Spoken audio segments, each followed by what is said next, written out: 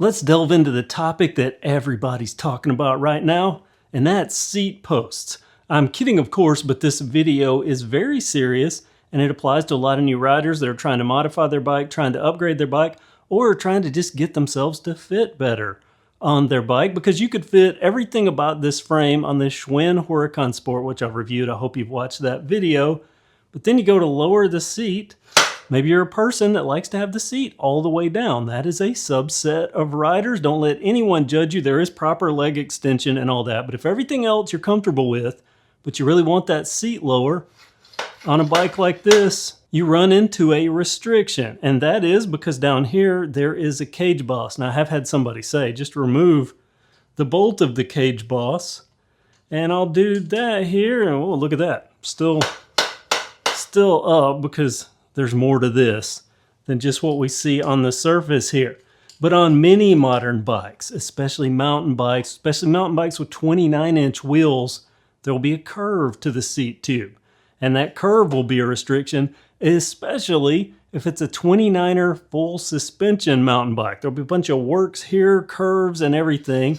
And people are running into a limiting factor with how far down they can go with the seat post. I've encountered it myself. So with that in mind, you'll understand why many people are wondering, how much can I cut off of a seat post and still be safe, still be within the zone, the margin of safety? Because if you don't know, there is a minimum insertion point on a seat post. You see it? See those little dashes? At the very top of those dashes is the minimum insertion point. So let me just go in here with it.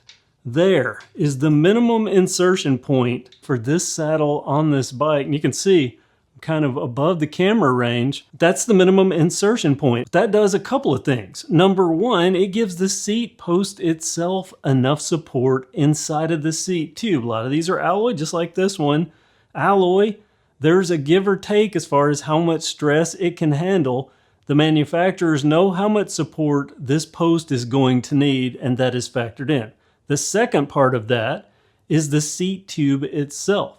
It needs so much of the post to be down in here because there is a lot of pressure on the very top of this seat tube from the seat post. And if you have it too far up, if I were to go, I've seen this, I even have a story I can share, but only put this in about an inch. Look how high up that is.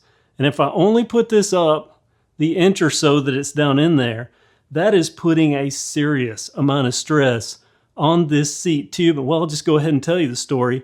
Project XR. If you watch this channel, you know Project XR. Back in the early days of it, I went riding with someone. They're very, very tall, but I wanted them to try out the bike. They wanted to try out the bike, but they had to have the seat post all the way up. And we weren't far into the trail before I asked them, hey, how much is left in there? And they said only about an inch and a half.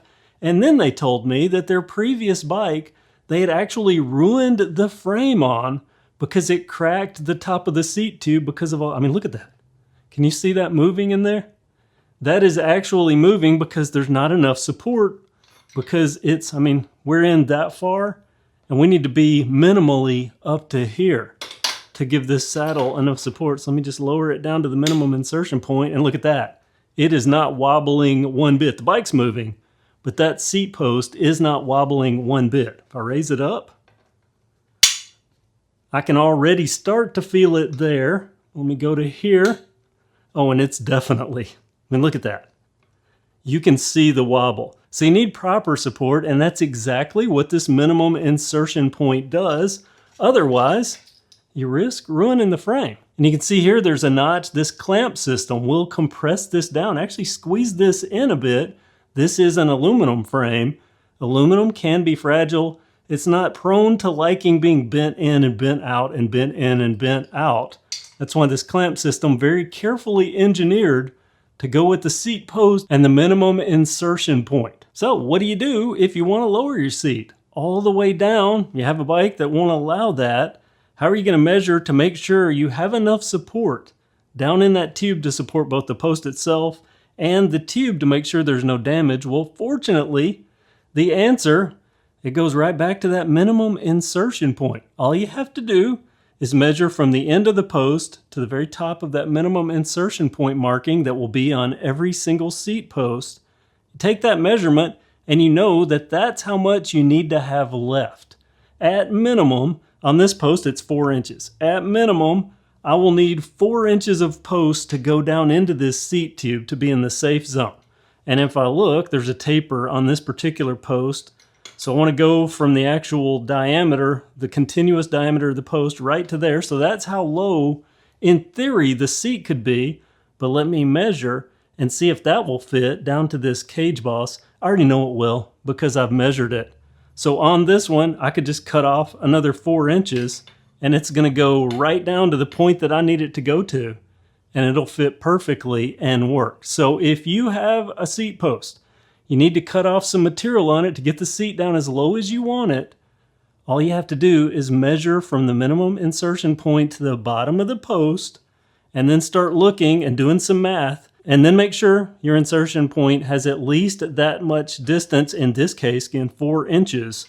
So I can go 4 inches here and look how much I would be at. I would be completely safe. And if you don't think it can happen to you, the guy I rode with actually cracked his seat tube because he rode his bike. Didn't do it on Project XR because we stopped the second he said that. I was like, okay, we're done riding. But he didn't have that down in there far enough on his personal bike, and it wobbled enough that it actually cracked that frame. The top of the seat tube, this is all welded together. He cracked that. That made his frame permanently damaged.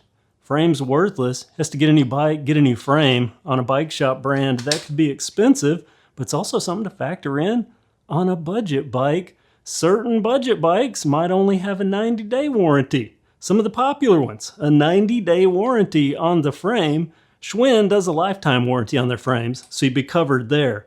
But those 90-day ones, you have to watch that. If you broke it because you're running this too high and wobbled it and snapped it after 90 days, well, congratulations, you're buying yourself a new bike. Here's another seat post from another video. I still have the tape on it from that video because I've upgraded that bike.